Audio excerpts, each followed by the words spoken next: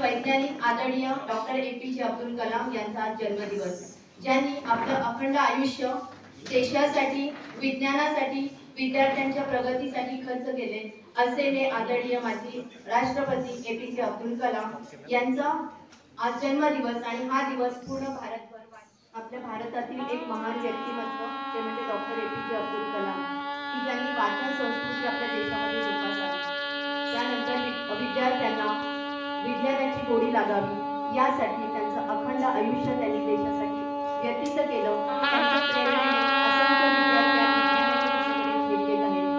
अवकाशयान असेल किंवा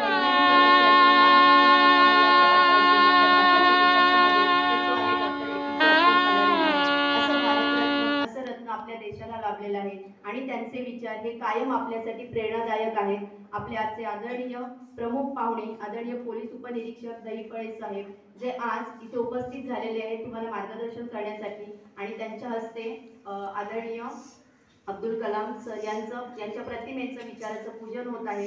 तसेच पौर्णिमा फाउंडेशन जी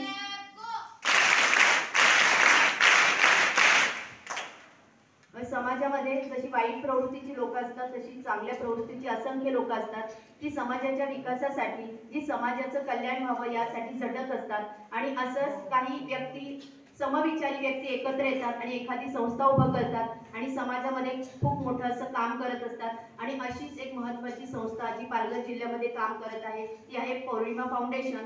त्यांचं कार्य सुद्धा खूप मोलाचं आहे। सामाजिकदृष्ट्या दुर्बल होत करू आणि जिद्दी मुलींसाठी शैक्षणिक साहित्य देणं किंवा त्यांना आधार देणं अशा प्रकारचं महत्त्वाचं मोलाचं कार्य देत आहेत। आणि अशाच या कार्याचे प्रमुख अध्यक्ष जे आहेत ते आदरणीय विश्वनाथ डे, तसेच मानद सचिव मदन पवार आणि इतर मान्यवर यांच्या हस्ते भारताचे माजी राष्ट्रपती मिसाईल मॅन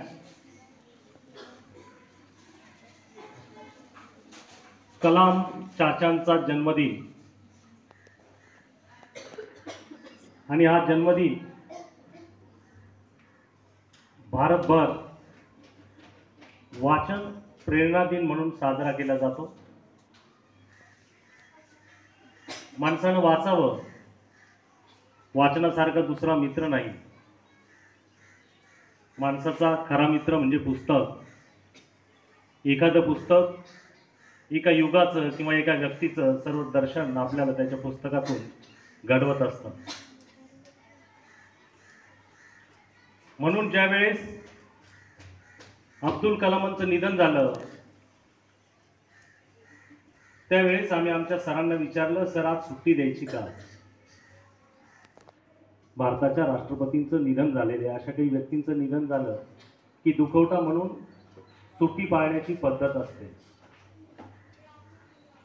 परंतु आमच्या सरांनी सांगितलं, बाबा चाचा कलाम दिवस आणि रात्र देश आणि देशनिष्ठेसाठी पूर्ण समर्पित भावनेनं त्यांचं आयुष्य त्यांनी घडवलेलं आहे। आणि त्यांच्या मृत्यूनंतर 1 मिनिट सुद्धा कुठली शासकीय सुट्टी घेणं, कुणा व्यक्तीनं दुखवटा पाळणं आणि राष्ट्राचं नुकसान न करणं अशा विचाराचे कलाम साहेब होते। भारताला इतर राष्ट्रांवर दबदबा निर्माण करण्यासाठी अवकाश क्षेत्रामध्ये त्यांनी प्रचंड मोठं असं काम केलेलं आहे। आणि त्यांची इच्छा होती का माझा जन्मदिन हा वाचन प्रेरणा दिन म्हणून साजरा करण्यात यावा। आणि अशा या कार्यक्रमाच्या निमित्तानं आपल्या विद्यालयामध्ये गेली 10-15 दिवसापासून माझ्या संपर्कात असलेले माननीय मदन पवार साहेब हे पौर्णिमा फाउंडेशनचे मानद सचिव आहेत, आणि ते म्हणे की सर मला तुमच्या शाळेमध्ये आदिवासी विद्यार्थिनींसाठी, आदिवासी विद्यार्थी गुणी विद्यार्थ्यांसाठी काहीतरी कार्यक्रम घ्यायचा आहे। आणि मग तो कार्यक्रम घेण्यासाठी आज उद्या करता करता आजचा दिवस उगवला। आज त्या मदन पवार साहेबांचा पण वाढदिवस आहे। मी विद्यालयाच्या वतीनं त्यांना वाढदिवसाच्या शुभेच्छा व्यक्त करतो। त्यांच्याबरोबर त्यांच्या ट्रस्टचे अध्यक्ष यांचंही या ठिकाणी आगमन झालेलं आहे. त्यांचंही मी डे साहेबांचंही मी विश्वनाथ डे साहेबांचं मी मनापासून स्वागत करतो. त्याचप्रमाणे आपल्या मोखाडा पोलीस ठाण्याचे पोलीस उपनिरीक्षक आदरणीय दैपळे साहेब इथं आलेले, त्यांचंही या निमित्तानं मी स्वागत करतो. पौर्णिमा फाउंडेशनचे कमलाकर पाटील, जनार्दन भोईर, प्रभाकर महानकर, किशोर पाटील, प्रतीक पाटील, बंसी आमरे, संतोष आमरे या सर्वांचं मी या ठिकाणी स्वागत करतो. आणि त्यांनी आमच्या मुलांसाठी साहेबांना विनंती करतो की पौर्णिमा फाउंडेशन ही गेली 15 वर्षे या आदिवासी भागामध्ये विविध प्रकारच्या सेवेचे काम करत आहे. सर, मागच्या वर्षापासून आम्ही आमच्या पौर्णिमा फाउंडेशनच्या सेवेचा एक फोकस आम्ही चेंज केलेला आहे. तो अशा पद्धतीने केलेला आहे की ह्या आदिवासी परिसरातल्या मुली आहेत, हे भारताचं उद्या भविष्य आहे. आपण म्हटलात आज डॉक्टर अब्दुल कलाम, आपले मिसाईल मॅन, माजी राष्ट्रपती यांचा वाढदिवस आहे आणि त्यांच्या निधनानंतर सुट्टी आपण जाहीर केली नाही. ही प्रेरणा आपण या मुलांच्यामध्ये देणार आहोत. मुलांनो, शिक्षणामुळे आपण कुठे जाऊ शकतो हे तुम्हाला तुमच्यासमोर अनेक उदाहरणं मिळतील. तुम्हाला पण असं करिअर घडवावं वाटतं का? मोठ्यानं बोला तुम्ही. तुम्हाला पण असं जीवनामध्ये काय करिअर घडवावं वाटतं का? Very good. तुम्हाला असं करिअर घडवताना काय हवं आहे तुम्हाला? तर शिक्षण हवं आहे. हवं आहे की नाही? 10वी पर्यंत शिकलात, 12वी पर्यंत शिकलात, माध्यमिक कॉलेज शिक्षण करायचं असेल तेव्हा तुम्हाला काय वाटतं का काय अडचणी येणार आहेत? वाटतं का? जरा सांगा. आहेत ना अडचणी? तुम्ही त्याच्यावर मात करू शकतात? Very good. मला वाटतंय आपला मूळ उद्देश साध्य होते. तुम्ही ह्या वाटचाली करताना जिथं ज्या 10वीमध्ये, 11वीमध्ये, 12वीमध्ये ज्या टॉप स्कोरर करतायत, म्हणजे त्या विद्यार्थिनीने खूप अभ्यास केलेला आहे म्हणूनच त्या स्कोर झालेत ना. तर अशा प्रकारे तुम्ही जर स्कोर केला तर पौर्णिमा फाउंडेशन तुमच्या भविष्यासाठी तुमच्या पाठीशी राहील, असं मी घुले साहेब तुम्हाला पौर्णिमा फाउंडेशनतर्फे वचन देतो. धन्यवाद. मी पौर्णिमा फाउंडेशनचा एक प्रतिनिधी म्हणून पौर्णिमा फाउंडेशनचा एक थोडक्यात तुम्हाला ओळख करून देतो. गेल्या 15 वर्षापासून आपण मोखाडा तालुक्यातील अतिदुर्गम अशा धामणी, दापटी, बेहेटवाडी, बोटोशी, बेलपाडा अशा अनेक पाड्यांवरती धान्य वाटप करण्याचा कार्यक्रम 400 ते 500 कुटुंबांना आपण एक 15 दिवस पुरेल इतकं धान्य वाटप करत होतो. आणि हे सर्व करता करता संस्थेचे संस्थापक अध्यक्ष, संस्थेचे सचिव ह्यांच्या लक्षात आलं की आपण हे जे करतोय हे क्षणिक आहे, हे संपून जाणार आहे. तर आपण असं काहीतरी करूयात यापुढे की एखाद्याला त्याच्या आयुष्यभराची पुढे शिदोरी होईल आणि समाज घडेल. आणि ह्या उद्देशाने मग सगळे विचार आणि सगळं हे होऊ लागलं. आणि आपण एका शाळेला, त्या शाळेतल्या मुलांना पुढं कसं आणता येईल, स्पर्धा परीक्षापर्यंत त्यांना नेऊन आणि पुढं त्यांना यश कसं संपादन करता येईल यासाठी त्यांचं रोल मॉडेल कोण असायला पाहिजे. तर आज आपले दैपळे साहेब, आपण त्यांना आमंत्रित केलं आणि पौर्णिमा फाउंडेशन आणि शाळेच्या निमंत्रणाला मान देऊन ते आज इथे उपस्थित आहेत. ह्यांच्या माध्यमातून आपल्याला एक धडा घ्यायचा आहे की ही व्यक्ती इतकी घडली तर आपण पण का नाही घडू शकत. तर आपण हे आदर्श ह्या सगळ्या गोष्टीचं घेऊन पुढे घडलं पाहिजेत. आणि पवार साहेबांनी तर सांगितलंच की पौर्णिमा फाउंडेशन तुमच्या मागे आहे. तुम्ही तुमच्या लक्ष्यापर्यंत जाण्यासाठी परिश्रम करा. पौर्णिमा फाउंडेशन यापुढे जे गुणवंत विद्यार्थी असतील त्यांच्या पुढील भविष्यासाठी, शैक्षणिक आणि सामाजिक भविष्यासाठी ते प्रयत्न करतील, मदत करतील आणि तुम्ही त्या मदतीची एक आधार घेऊन तुमचं आयुष्य घडवा आणि तुमचे जे अवतीभोवतीचे लोक असतील त्यांनाही मार्गदर्शन करा. इतकं थोडक्यात संस्थेचं जरा मी सांगून या ठिकाणी थांबतो. धन्यवाद. उपस्थित झालेले आहे ते तुमच्या पाठिंब्यासाठी, तुमच्या भविष्यासाठी, त्यांच्या जे काही त्यांचं फाउंडेशन आहे त्यांच्यातर्फे ती मोलाची मदत करतायत. तर त्यांनी आत्ताच पवार साहेबांनी एक घोषणा केलेली आहे, ज्या कोणी विद्यार्थी विद्यार्थिनी आपल्या शालेय 10वी 12वी या परीक्षेत उत्कृष्ट गुण मिळवून पास होतील त्यांना ते त्यांच्या पुढील भविष्यासाठी सहाय्य करणार आहे. म्हणजे तुमच्या उज्ज्वल यशासाठी ते आज पाठिंबा देत आहेत, ते आज उभे राहिलेत, तर त्या संधीचं सोनं करणं तुमच्या हातात आहे. बरोबर ना? आवाज येत नाही. संधीचं सोनं करणार ना? आज या ठिकाणी शाळेत येत आहे. तुम्ही कशासाठी येत आहे शाळेत? शिक्षण कशासाठी घेत आहे? हा, मोठं होण्यासाठी. मोठं तर असंच होणार ना, आपण वय वाढलं की झालं मोठं. हा, कशासाठी येत आहे शाळेत?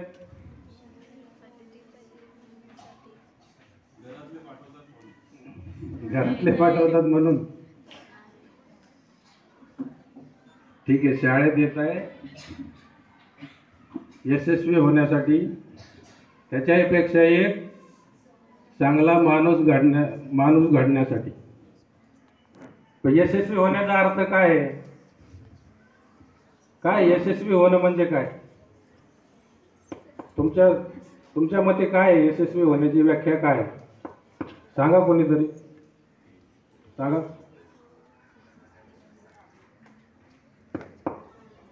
बोला ना, कोणीतरी एक जण बोला.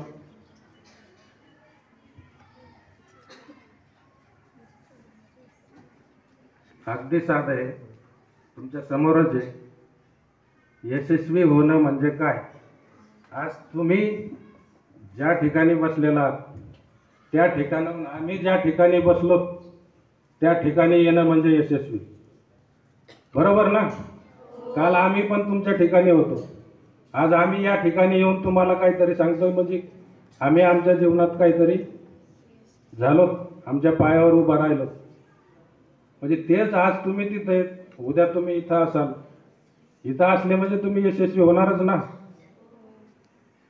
बरोबर ना? इतकं साधं गणित आहे. तर किती अंतर आहे आपलं तिथपासून इथपर्यंत? हा, एक 5 फूट 10 फूट. पण त्या 10 फूट अंतर पार करण्यासाठी तुम्हाला खूप मेहनत घ्यावी लागेल. तुम्ही म्हणाल मी आता इथून इथं उडी माराल, हा, तर त्याला यशस्वी म्हणता येईल का? नाही म्हणता येणार ना. ठीक आहे, आपला तालुका दुर्गम भाग आहे, असंख्य अडचणी आहेत आपल्यासाठी. मुलींना, जास्तीत जास्त मुलींना तर भरपूर अडचणी आहेत. आपल्या भागातली सर्वात मोठी अडचण काय आहे सांगा? मुलींनी सांगायला पाहिजे, तुम्हाला माहित पाहिजे. काय अडचण? नाही माहिती? आम्ही येऊन प्रत्येक वेळ सांगत असतो, त्याचं काय तर थोडं तर ध्यानात ठेवलंय का नाही? मला तरी ओळखता का? पाहिलंय का मला कधी? मी सांगितलेलं काहीतरी सांगा ना. मी साहेबांना सांगितलं की आम्ही येऊन लेक्चर देतो, तुम्ही त्यातलं काहीच सांगत नाही. म्हणजे मी तोंडावर पडल्यासारखं होईल ना. हा, आपल्या दुर्गम भागातली सर्वात मोठी अडचण म्हणजे काय? बालविवाह. बरोबर आहे ना? मी प्रत्येक वेळेस सांगत असतो ना, आपले आई वडील अशिक्षित आहेत, ते काय लवकर मुलींचं लग्न लवकर लावून देतात, ही सर्वात मोठी अडचण आहे. पण आज तुम्ही शाळेत शिकताय, तुम्हाला बालविवाहाचे दुष्परिणाम माहिती आहेत ना? नक्की आवाज येत नाही म्हणजे माहित नाही वाटतं, परत सांगायला पाहिजेत का? आवाज येत नाही तुमचा, सगळ्यांना माहित नाही वाटत. माहिती आहेत का? तरी पूर्ण आवाज येत नाही. मग तुम्ही किती जणींना सांगितलं बालविवाह करू नका? कोणी सांगितलं का? हात वर करा. 1 2 2 3 4 5 6 7. ठीक आहे, आज घरी गेल्यावर परत सगळ्यांनी सांगायचं. पुढच्या वेळेस येईल तेव्हा मी परत विचारेल. बालविवाह करायचा नाही, स्वतःही करायचा नाही, दुसऱ्याचाही होऊ द्यायचा नाही. बरोबर ना? आज सावित्रीबाई फुलेंनी आपल्यासाठी लोकांचे दगडं खाल्ले, शेण खाल्लं, त्यांना शेणाने मारलं, दगडांनी मारलं. कशासाठी? आपला बालविवाह होण्यासाठी का? आपण शिक्षण घेऊन मोठं होण्यासाठीच त्यांनी कष्ट घेतले ना. त्यांनी जर कष्ट घेतले नसते तर एवढ्या मुली आज शाळेत दिसल्या असत्या का? मग त्यांचं कष्ट वाया जाऊ द्यायचं का? मग तुम्ही कुणीच 7-8 जणांनीच सांगितलं, बाकीच्यांनी का नाही सांगितलं? कुणाचा दबाव आहे का तुमच्यावर? मग सांगायला पाहिजे ना. मी सांगितलं ना, तुम्ही स्वतःही करायचं नाही, गावात कुणाचं होऊ पण द्यायचं नाही. कुणी असं करत असेल तर आम्हाला सांगा.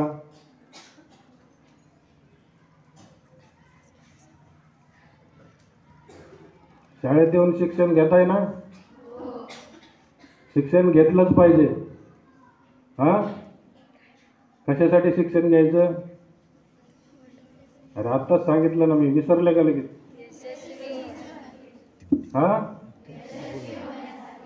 यशस्वी म्हणजे काय? स्टेजवर उडी मारायची? नाही ना. मी एक ते उदाहरण सांगितलं, तेच नका समजू आम्ही इथं आज बसलो तिथं उडी मारली की झालं यशस्वी. तसं नाही, त्याला तुम्हाला अभ्यास करावा लागेल. आता तुमच्यात विविध कलागुण प्रत्येकाच्या अंगी वेगवेगळे असतील. कोणी अभ्यासात हुशार असेल, कोणी चित्रकलेत हुशार असेल, कोणी खेळात हुशार असेल. प्रत्येकाने आपापल्या अंगात जे गुण आहेत ते ओळखून पुढच्या भविष्यात तुम्हाला काय व्हायचं आहे ते आत्ताच ठरवा. कारण तुमचं हेच वय आहे. आता उगाच एखादी मुलगी सायन्सला हुशार आहे आणि दुसरी तिची मैत्रीण आर्टला हुशार आहे, तर ते मैत्रीण सायन्सला चालली म्हणून तिने बी सायन्सला जायचं नाही.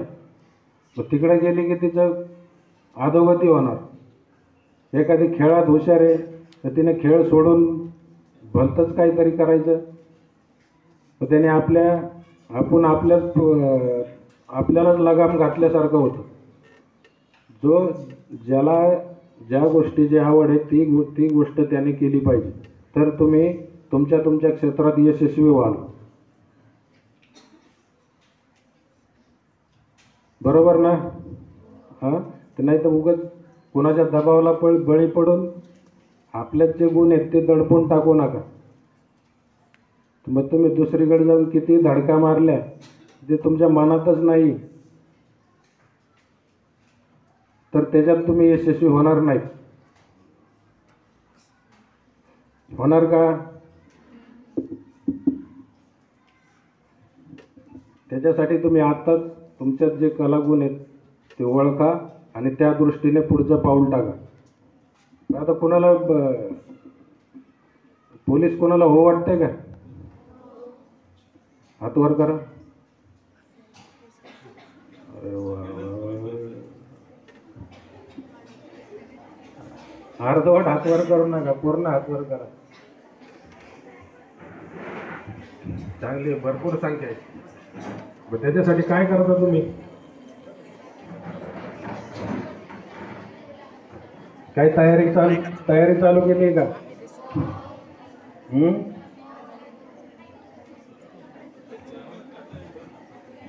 करणार ना तयारी कसं काय? 9वी 10वीचे कितवीचे आहेत? 9वी 10वी ना? मग आतापासूनच तुमची तयारी चालू झाली पाहिजे. कारण पोलीस व्हा, स्पर्धा परीक्षा द्या, कोणी IAS व्हा, IPS व्हा, कलेक्टर व्हा, इंजिनियर व्हा, जे व्हायची ते व्हा, पण त्याला पर्याय एकच, मेहनत करावी लागेल. मेहनतीशिवाय पर्याय नाही. तुम्हाला 2 गोष्टीची मेहनत करावी लागेल. एक अभ्यास करावा लागेल आणि दुसरं काय करावं लागेल माहित नाही. काय असतं स्पर्धा परीक्षेला? कुठल्या परीक्षा असतात? एक बुद्धिमत्ताची असते आणि दुसरी गणित. तर ते आलं, त्याच्यात सगळंच आलं ना. लेखी परीक्षा ठीक आहे, एक लेखी परीक्षा, त्याच्यात सगळं आलं. तुमचं बुद्धिमत्ता आली, गणित आलं, व्याकरण आलं, करंट अफेअर्स आलं, सगळंच आलं. दुसरी परीक्षा कुठली असते? ग्राउंड, शारीरिक चाचणी. म्हणजे ज्यावेळेस तुम्ही दोन्हीचा समतोल साधाल त्यावेळेस तुम्ही यशस्वी व्हाल. दोन्हीचा समतोल साधला तर तुम्हाला यशापासून कुणीही रोखू शकणार नाही. पण त्या ध्येयाकडे जाण्याची वाटचाल तुम्ही एक ध्येय ठेवलंय, त्याच्याकडे जाण्याचा मार्ग आहे. त्या मार्गात बरेचसे अडथळे येतील. ते लग्नाच्या वरातीत घोडा असतं माहिती आहे ना तुम्हाला? त्याला ते हे तर असं लावलेलं असतं, बरोबर नाही? इथं काय म्हणतात त्याला, असतं काहीतरी. ते कशासाठी लावलेलं असतं? कशासाठी लावलेलं असतं? सांगा ना. काहीतरी जे माहिती ते सांगा. तुम्ही नाही बोललं तर कसं? बोललं पाहिजे ना. बोललं तर पुढे जाणार. त्याचं लक्ष विचलित होऊ नये. ते सरळ त्या जी वरात ज्या मार्गाने चालली त्या मार्गाने पुढं जावं. त्याच्यासाठी ते पडदे लावलेले असतात दोन्ही साईडला. तसं तुम्ही एक ध्येय ठेवलंय, त्या ध्येयाकडे जाण्यासाठी तुम्ही अशी डोळ्याच्या बाजूने पट्टी लावली पाहिजे. हे इतर अडचणी येतील, घरच्या ज्या अडचणी येतील, लग्न कर, कोणी सांगाल शिकू नको, शिकून काय होणार आहे, कोणी दुसरंच सांगाल, कोणी प्रेमात पडल, कोणी पळून जाईल. ह्या गोष्टीकडे लक्ष न देता ती डोळ्याला आपली झापड लावून सरळ चालायचं. इकडं तिकडं खास खळगे अडथळे तुमच्या जीवनात येणारच आहेत. त्याच्यासाठी पौर्णिमा फाउंडेशन तुमच्या पाठीमागे उभं राहणार आहे. जर तुम्हाला कोणीतरी साथ देते का, तुम्हाला फक्त कष्ट करायला काय हरकत आहे? काय हरकत आहे का कष्ट करायला? मग ज्यावेळेस तुम्ही ती अशी झापड तुमच्या डोळ्यावर लावून तुमच्या ध्येयाकडे मार्गक्रमण कराल, तेव्हा तुम्हाला कोणीही तुमच्या यशापासून रोखू शकणार नाही, तुम्हाला कोणी मागं ओढणार नाही. पण तुमचं ध्येय निश्चित पाहिजे. तुम्ही जर ध्येयापासून डगमगलात तर मात्र मग यशाची गॅरंटी देता येणार नाही. जर तुम्हाला आज अशा स्वयंसेवी संस्था मदतीसाठी उभा राहत आहेत, तुमचे शिक्षक तुमच्यासाठी मेहनत घेत आहेत, तर तुम्हाला कष्ट करण्याला काय हरकत आहे? काय तुम्हाला इतर गोष्टी कराव्या लागतात का? शाळेत शिक्षण घ्यायचं, अभ्यास करायचा, मान्य आहे. आपल्याला घरी जाऊन कामं करावं लागत असतील, आपण मध्यमवर्गीय कुटुंबातले आहोत, पण ते सगळा समतोल साधून तुम्हाला तुमच्या यशाकडे मार्गक्रमण करायचे. आणि हे यशाकडे कुठलेही लक्ष विचलित न होऊ देता त्या अर्जुनाने कसा, त्याला फक्त त्या पोपटाचा डोळाच दिसत होता. द्रोणाचार्याने प्रत्येक शिष्याला विचारलं, तुला काय दिसतंय? कोणी सांगा झाड दिसतंय, कोणी पंख दिसतंय, हे दिसतंय, ते दिसतंय. पण अर्जुनाला विचारलं तेव्हा अर्जुनाने काय सांगितलं? मला फक्त त्या पक्ष्याचा डोळा दिसतोय. तेव्हा त्याला द्रोणाचार्याने बाण सोडायला लावलं.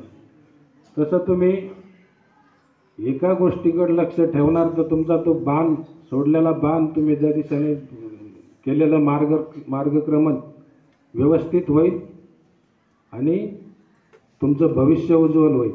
आणि तुमचं तुम्ही स्वतः भविष्य जर उज्ज्वल केलं तर त्याच्यामुळं आपल्या देशाचं सुद्धा भविष्य उज्ज्वल होणार आहे. तुम्ही देशाचं भविष्य आहे म्हणजे देश काय तुमच्याकडून आणखी काही मागणार नाही. तुम्ही स्वतः यशस्वी व्हा. तुम्ही स्वतः यशस्वी झाले की देश पण आपोआप यशस्वी होईल.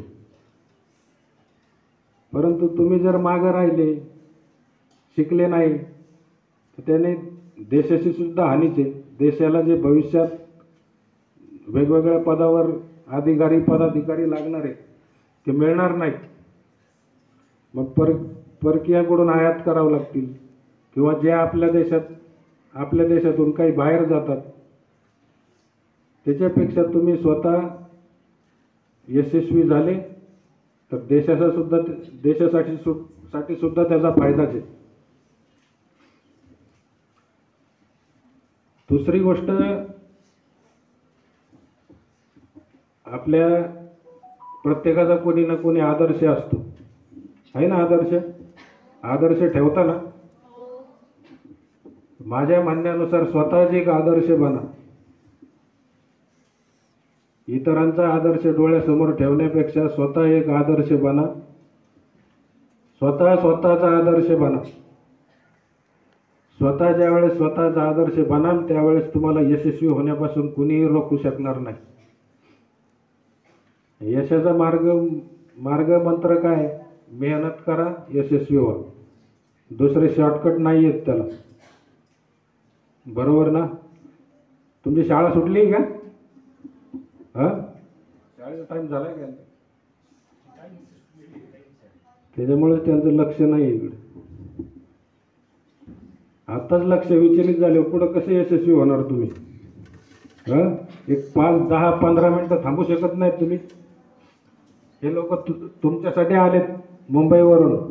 त्यांना काही गरज आहे का त्यांचा घरदार सोडून तुमच्यासाठी इथं यायला? 10 मिनटं तुम्ही वेळ काढू शकत नाही का?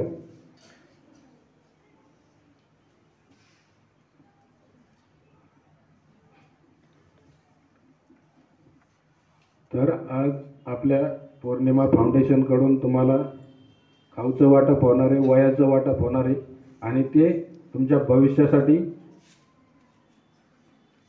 तुमच्या पाठीशी खंबीरपणे उभा राहणार आहे. तर त्यांनी जी तुम्हाला संधी उपलब्ध करून दिली त्या संधीचं तुम्ही सोनं करा हीच अपेक्षा बाळगतो. आणि मला या ठिकाणी आमंत्रित करून 2 शब्द बोलण्याची संधी दिली त्याबद्दल शाळा व्यवस्थापन आणि पौर्णिमा फाउंडेशनचे मी आभार व्यक्त करतो. धन्यवाद. जय हिंद, जय महाराष्ट्र. पौर्णिमा फाउंडेशनचे जे अधिकारी वगैरे आलेले आहेत त्यांचं सुद्धा मनापासून मी कौतुक करतो, आभार मानतो. कारण सगळ्यात महत्त्वाची गोष्ट अशी आहे, मोखाडा तालुका हा ग्रामीण भाग आहे आणि ह्या ग्रामीण भागामध्ये जी शिकणारी जी आमची मुलं आहेत ती अतिशय गरीब घराण्यातली आहेत. कुणाला काही मुलांना किंवा घरच्यांना एका वेळेचं अन्न सुद्धा मिळणं अवघड आहे.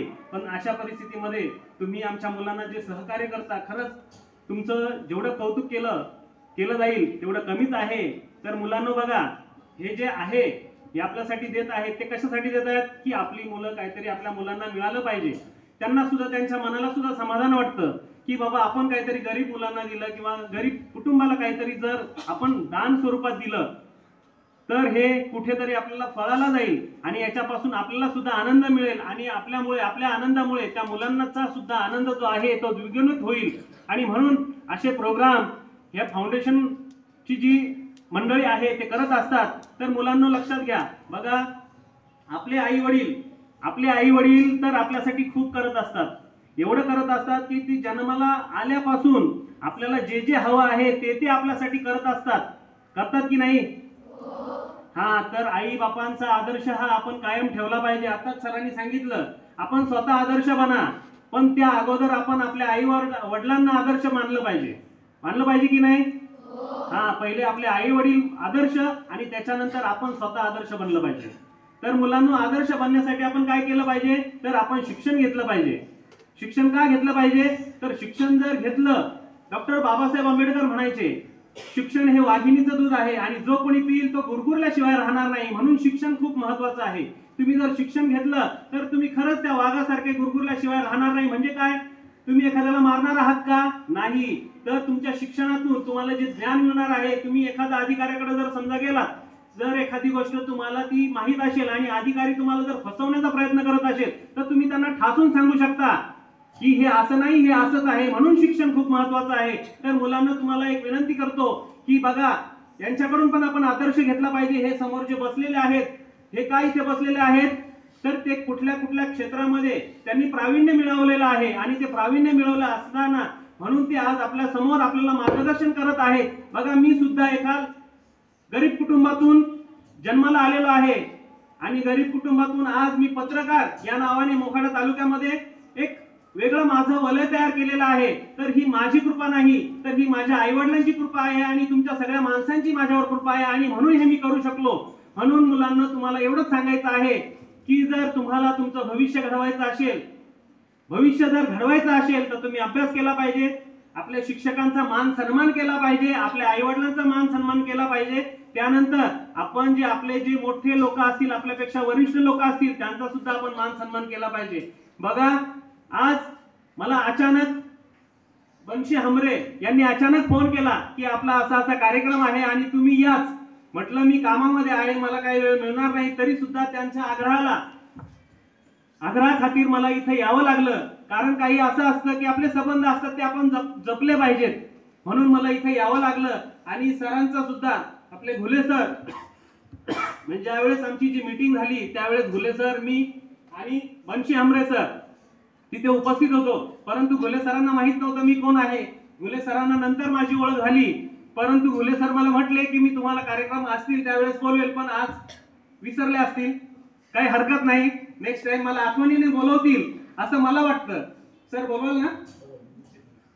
मुलांना एक छोटस तुम्हाला एक प्रसंग सांगतो. एक कुटुंब असतं, तर त्या कुटुंबामध्ये एक आई आणि तिचं एक मूल असतं. ते दोघच मायलेकर त्या घरामध्ये राहत होते. परंतु परिस्थिती त्यांची खूप हलाखीची परिस्थिती. आता हलाखीची परिस्थिती म्हटल्यावर आपल्याला सर्वांना माहिती आहे आपली परिस्थिती कशी आहे. त्याच पद्धतीची त्या कुटुंबाची परिस्थिती होती. तर आई काय करते, जेव्हा आपलं लहान मुलं असते त्याला बाजारात नाही पाठवत, पण दुकानामध्ये पाठवते. बाळा, तू चहा पावडर घेऊन ये, तू साखर घेऊन ये, किंवा आणखीन दुसऱ्या काही गोष्टी असतात त्या आई सांगत असते त्या बाळाला. आणि ते बाळ सुद्धा आनंदाने, कारण त्याला एक चॉकलेट मिळेल, एक बिस्किट मिळेल, ह्या आशेनं तो त्या दुकानामध्ये जात असतो. परंतु तो थोडासा मोठा होतो आणि मोठा झाल्याच्या नंतर तो एका कागदावरती सगळा हिशोब लिहितो. आई मला सकाळी दुकानात पाठवते, आई मला शाळेत जाण्याच्या अगोदर बोलते मला कपड्यांच्या घड्या घाल, शाळेत पाठवायच्या अगोदर आई मला म्हणते स्वतःचे कपडे स्वतःच घालायचे, इस्त्री करायचे. तो काय करतो, त्या एका कागदावरती हे सगळ्या अनुक्रमानिकानुसार सगळं लिहितो आणि त्याच्या समोर प्रत्येकाची किंमत लिहितो, त्याच्या समोर पैसे लिहितो आणि असे पैसे तो एकूण 20 रुपये अशी टोटल मारतो आणि ती चिठ्ठी त्याच्या दप्तरामध्ये ठेवतो. आणि दप्तरामध्ये ठेवल्याच्या नंतर संध्याकाळी तो शाळेतून घरी पुन्हा परत येतो आणि पुन्हा परत आल्याच्या नंतर रात्रीचं जेवण करतो आणि आपल्या बिछाण्यावर तो जाऊन झोपतो. त्याचा बिछाना आणि त्याच्या आईचा बिछाना एकच असतो, एकाच कोटावरती झोपतात. तर तो काय करतो, आई कामं करत असते, रात्रीचे सगळे भांडे कुंडे आवरायचं काम करत असते. तो मुलगा उठतो, ती चिठ्ठी आईच्या उशाखाली ठेवतो, उशीच्या खाली ठेवतो आणि उशीच्या खाली ठेवून आणि तो झोपी जातो. तो सकाळी उठतो, परत त्याचा दिनक्रम चालू करतो, आंघोळ पांघोळ करतो, नाश्ता करतो, शाळेत जातो. आई तिची कामं करत असते आणि कामं करता करता तिला वाटलं की बिछाना तसाच पडलाय, तो उचलायला पाहिजे. आई तो बिछाना उचलता उचलता उशी उचलते आणि उशीच्या खाली तिला एक चिठ्ठी सापडते, एक पत्र सापडतं. ती वाचते. ते वाचता वाचता तिच्या डोळ्यात अश्रू येतात ती रडायला लागते, परंतु ती अश्रू ती असेच पुसून टाकते आणि ती तिच्या कामामध्ये मग्न होते. संध्याकाळ होते. संध्याकाळ झाल्यानंतर मुलगा घरी येतो, आईशी बोलतो, आई मला भूक लागली, मला काहीतरी नाश्ता दे संध्याकाळच्या वेळेस. तुम्हाला लागते का भूक संध्याकाळच्या वेळी? हा, मग तसंच त्या मुलाला सुद्धा भूक लागत होती संध्याकाळच्या वेळेस. आई मला चहा नाश्ता काहीतरी दे, जे घरामध्ये असेल ते दे. आई त्याला बनवून देते आणि पुन्हा आपली कामं करायला सुरुवात करते. आणि कामं सुरू केल्याच्या नंतर पण तिच्या डोक्यामध्ये असतं, आपल्या मुलाने आपल्याला चिठ्ठी लिहून ठेवलेली आणि त्या चिठ्ठीमध्ये काय काय लिहिलेलं आहे ते आईच्या मनामध्ये सतत टोचत असतं. ते मनाला दुःख होत असतं त्या आईच्या मनाला. मग संध्याकाळचं जेवण वगैरे करते आणि आई काय करते, आई सुद्धा एक त्या मुलासारखी एक चिठ्ठी लिहिते आणि त्या चिठ्ठीवरती तिचा जो दिनक्रम असतो किंवा त्या मुलासाठी काय काय करत असते ती ते सगळं त्या चिठ्ठीवरती लिहून ठेवते. आणि जसं त्या मुलाने आईच्या उशाखाली ती चिठ्ठी ठेवलेली असते, ते पत्र ठेवलेलं असतं, त्याच पद्धतीने ती आई काय करते, आपलं पत्र त्या मुलाच्या उशीखाली ठेवते आणि मुलगा झोपलेला असतो. आई सुद्धा नंतर 10-11 वाजेच्या वेळेस ती झोपून जाते आणि झोपून गेल्याच्या नंतर सकाळी पुन्हा उठते, पुन्हा तिचं कामं चालू करते. हा उठल्याच्या नंतर त्याला असं वाटतं आईने चिठ्ठी पाहिली की नाही, त्याला प्रश्न पडतो. मग तो काय करतो, ती आईची उशी उस्तरतो. आईची उशी उस्तरल्यानंतर त्याला चिठ्ठी काही भेटतच नाही. मग तो काय करतो, त्याला असं वाटतं मी दुसऱ्या उशी खाली बघितली, ह्या उशी खाली आपण बघू. मग तो त्या उशीला उचलतो, तर त्या उशीच्या खाली एक चिठ्ठी पडलेली असते. ती चिठ्ठी उचलतो तो आणि ती चिठ्ठी वाचतो. त्याच्यामध्ये सरळ आईने लिहिलेलं असतं, बाळा मी तुला 9 महिने पोटामध्ये वाढवलं, त्याची फी फक्त 0 रुपये. बाळा मी तुला बोटाला धरून चालायला शिकवलं, त्याची फी फक्त 0 रुपये. बाळा मी तुला रोज जेवण बनवून देते, त्याची फी फक्त 0 रुपये. बाळा मी तुला कपडे धुते, तुझं सगळं पालन पोषण करते, त्याची फी फक्त 0 रुपये. आणि अशी सगळी टोटल करून आई सगळी टोटल फक्त आणि फक्त 0 रुपये लिहिलेलं असते. मुलाच्या डोळ्यामध्ये पाणी येतं, अश्रू येतं. बापरे, मी फक्त आईला फक्त साबण आणून देतो, चहा पावडर आणून देतो, साखर आणून देतो, आणि तरी सुद्धा मी आईकडे माझा हट्ट मागतो की मी तुझ्यासाठी काम करतो आणि मला त्याचा तू मोबदला दे. आणि आई तू एवढं करत असताना तू 1ही रुपयाचा मोबदला घेत नाही. तर मुलांनो बघा, या प्रसंगाच्या मागे मला तुम्हाला हेच सांगायचं आहे. मगाशीच म्हटलं आदर्श आई वडिलांना आपण ठेवलं पाहिजे ना. तर बघा, असेच आपले आई वडील असतात. हे फक्त मी तुम्हाला आईचं उदाहरण दिलं, असे वडिलांचे सुद्धा उदाहरणं आहेत की वडील आपल्यासाठी खूप काही करत असतात. आपल्याला वाटतं की आपले वडील आपल्यावरती रागवतात, आपल्याला भांडतात, परंतु त्या भांडण्याच्या मागे कुठेतरी प्रेम दडलेलं असतंय. आणि त्या भांडण्याच्या मागे आपला मुलगा कुठेतरी सुधारला पाहिजे, आपल्या मुलामध्ये काहीतरी सुधारणा झाली पाहिजे, हा फक्त उद्देश आपल्या वडिलांचा आपल्यासाठी असतो. आणि त्याच्यामुळे आपण आपल्या वडिलांना, आपल्या आईला जेवढं चांगलं सांभाळता येईल तेवढं चांगलं सांभाळलं पाहिजे, तेवढी चांगली त्या आई वडिलांचा आपण आदर केला पाहिजे. तर तुमचा वेळ जास्त घेणार नाही, कारण इथे खूप गरम सुद्धा होतंय आणि अजून आपले मान्यवर सुद्धा बोलायचे खूप बाकी असतील. मला काय माहित नाही, फक्त सर बोलत होते, आमचे PSI दहीफाळे साहेब, त्यांनी बोलले. त्याच्यानंतर मला लगेच मिळालं. नेमकं मला माहित नव्हतं इथे काय आपल्या संस्थेने काय मुलांना दिलं, पण त्यांच्या बोलण्यातून मी पाहिलं की तुम्ही काहीतरी वह्या आणि काहीतरी खाऊचं वाटप करणार आहेत. तर तेवढं मी फक्त त्यांना सांगू शकलो. तर मुलांनो, मी तुम्हाला एक विनंती करतो की खरंच तुम्ही तुमच्या समोर तुमच्या आई वडिलांना आणि जी अशी प्रतिष्ठित माणसं येतील त्यांना आदर्श ठेवलं पाहिजेत आणि त्याच्यानंतर आपण आदर्श बनलो पाहिजेत. जास्त वेळ न घेता वेळेचं आणि काळाच्या बंधनात राहून मी माझे लांबलेले भाषण संपवतो. जय हिंद, जय महाराष्ट्र. विद्यालयाच्या वतीने त्यांचे मनापासून आभार देखील व्यक्त करते.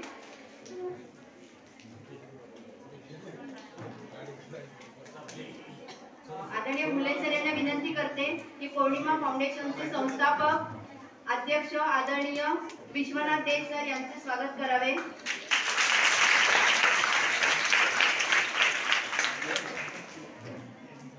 तसेच पौर्णिमा फाउंडेशनचे मानद सचिव मदन पवार सर यांचे स्वागत करावे.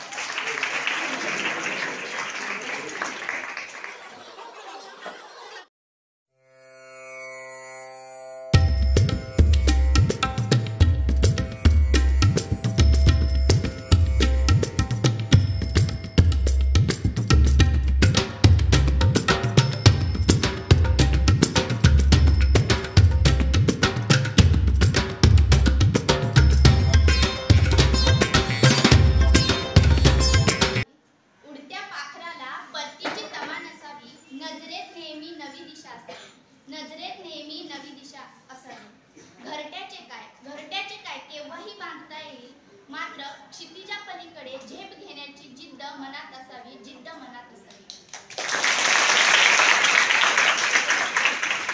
आज वाचन प्रेरणा दिन डॉक्टर APJ अब्दुल कलाम यांच्या वाढदिवसानिमित्त आपणा सर्वांना खूप खूप शुभेच्छा. आज भागातील विद्यार्थिनींसाठी व खूप म्हणजे ज्यांना आर्थिकदृष्ट्या ते सक्षम नाहीत अशा मुलींसाठी ते आपल्यासाठी एक सुवर्ण संधी घेऊन आले आहेत की जे आपल्याला शिक्षण घेतल्यानंतर मदत करणार आहेत. पौर्णिमा फाउंडेशन यांनी आपल्याला मगाशी सांगितले की शिक्षण म्हणजे काय, शिक्षण म्हणजे काय. तर बऱ्याच पोरी म्हणाल्या की शिक्षण म्हणजे काय, तर कोणाला सांगता नाही आले. पण शिक्षण घेण्यासाठी काय असावं, कारण का शिक्षण फक्त आपण शिकण्यासाठी घेत नसतो, तर शिक्षण आपण स्वावलंबी होण्यासाठी घेतो.